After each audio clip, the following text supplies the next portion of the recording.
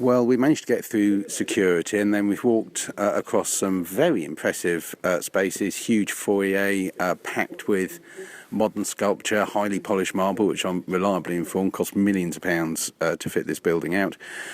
We've now arrived in the main plenary chamber where all the MEPs sit when they're doing their main meetings. I'm standing on the balcony, which is, if you like, the public gallery.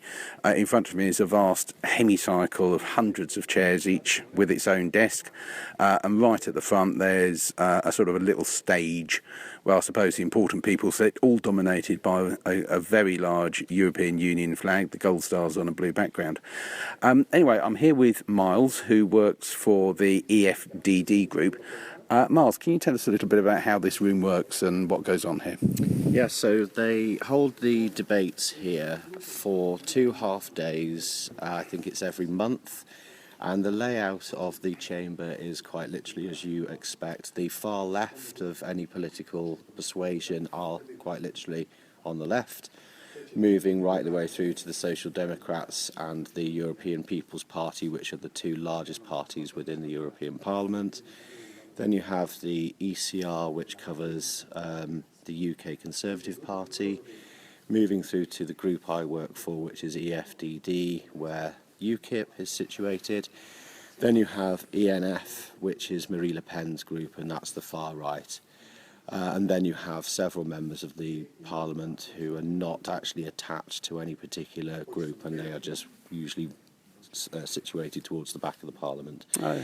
But every MEP has their own designated seat. So okay. And who gets to sit on the stage at the front in those big comfy armchair things that seem to be dominating the whole room? The one in the middle would be the President of the Parliament, so Martin Schulz, or any of the Vice Presidents, so they would act as the equivalent to the Speaker or Deputy Speaker of the House of Commons. Mm-hmm. And then the people who are sat to the right and left of him are the Secretariat of, I think, the President's office. So they will actually help the President or Vice President during the debate point out anybody who wishes to speak or anything that's called catch the eye, or if a member wants to raise a question, they'll raise what's called a blue card, and that they will then tell the President or the Vice President, Mr. Smith would like to ask Mr. Jones a question.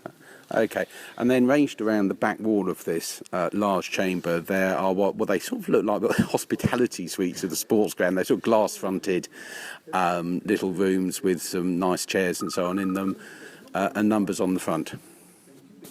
What's going on there? Well, these are the translator booths, so every member state is translated into whatever language you wish, and whatever number is actually on the booth indicates the language that is being translated to. So number 1 is German. Oh, no surprise there, is there? No, absolutely not.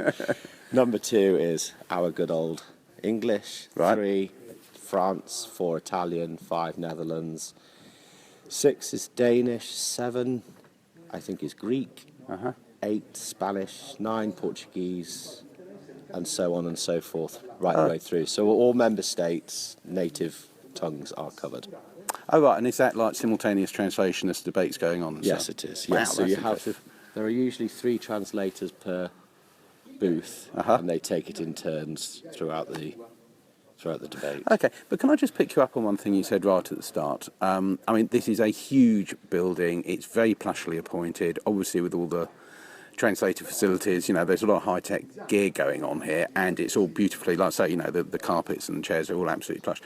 Did I hear you say this is used for 2 half days a month? That's right, yes. So we had a half-day session last week, and then the next half-day session is the end of May. Because, you know, back home in the UK, you know, our Parliament, it's not, you know, the Parliament chamber at Westminster is nothing like as big as this. It's nothing like as luxurious as this, and it's used all the time.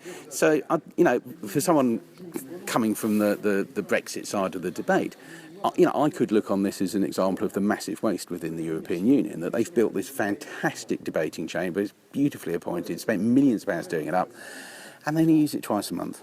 That's right, because the official seat of the European Union is Strasbourg. but that is only used for 1 week out of 4. So the entire Parliament decamps to Strasbourg at a cost of about 200 million euros a year. No. Yes, and that's, as I say, so Brussels is not the seat of the Parliament. This is mainly where all the committee work is actually done and the legislation is drawn up, and then everything is debated at the plenary in Strasbourg for for 4.5 days, once a month. So, Why would you have two complete Parliament buildings and spend some time in one and some time in another? That just seems colossally expensive, unless there's a very good reason for it. Well, it's part of the treaty was, I believe, that Strasbourg is the seat of the European Union. However, the Council and the Commission are based in Brussels for some odd reason.